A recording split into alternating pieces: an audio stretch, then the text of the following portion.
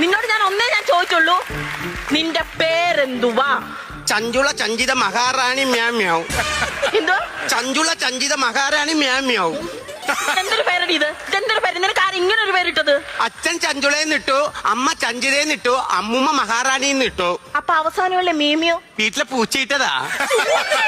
നമ്മുടെ വീട്ടിൽ എല്ലാവർക്കും അഭിപ്രായ സ്വാതന്ത്ര്യം ഉണ്ട്.